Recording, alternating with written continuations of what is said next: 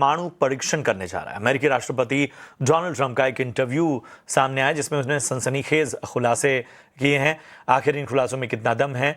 और ट्रंप का दावा है कि रूस, चीन, उत्तर कोरिया के साथ पाकिस्तान भी न्यूक्लियर टेस्ट कर रहा है। इस बयान ने दक्षिण एशिया में एटॉमिक बैलेंस को लेकर कैसे नई चिंता खड़ी कर दी है। भारत का क्या एक्शन होगा, बता रहे हैं हमारे सहयोगी श्रृंजॉय चौधरी।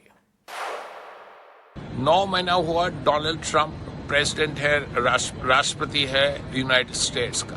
हर दिन कुछ ना कुछ कहते हैं, लेकिन इतनी सिग्निफिकेंट बात शायद कभी नहीं कहें दैट पाकिस्तान न्यूक्लियर टेस्टिंग कर रहे हैं। देखिए, न्यूक्लियर टेस्टिंग 3-4 तरीका से हो सकता है।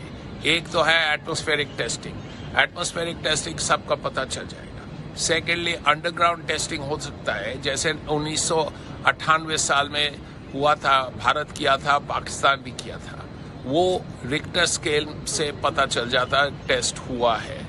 थर्डली, कंप्यूटर से होता है सिमुलेटेड टेस्टिंग। नाउ यदि ट्रंप साहब कुछ बता दें पाकिस्तान न्यूक्लियर टेस्टिंग किया है, कैसे किया है, कब किया है, तब हमारे लिए थोड़ा आसान हो जाएगा। और एक तरीका हो सकता है, मान लीजिए नॉर्थ कोरिया से करवाए हैं तो वो भी पता लगे चले तो बहुत ही अच्छा रहेगा। At this point very little is known except the fact that president Trump has said Pakistan nuclear testing कर रहे हैं।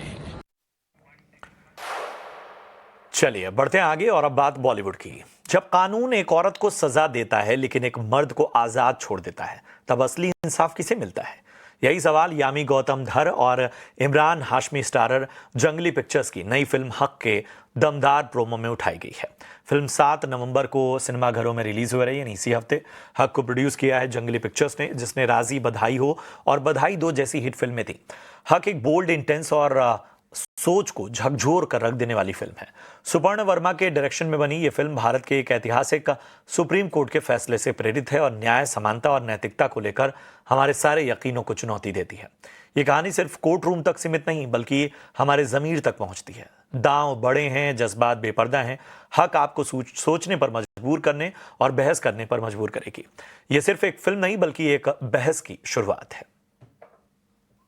जब एक औरत पे हर कानून, हर सजा लागू होती है तो मर्द क्यों बचता रहे? तो आप कह रही हैं कि शरीयत के तरीके से दिया गया तलाक लागू नहीं है। इन्होंने कुरान पढ़ा ही नहीं है और शरीयत बोल रहे हैं। जो बात अंदरूनी तौर पर रफा दफा हो जानी चाहिए थी, अब जमाना उसे देखेगा। अगर पूरा मुल्क इसमें घुसने ही वाला है, we'll give this nation a spectacle.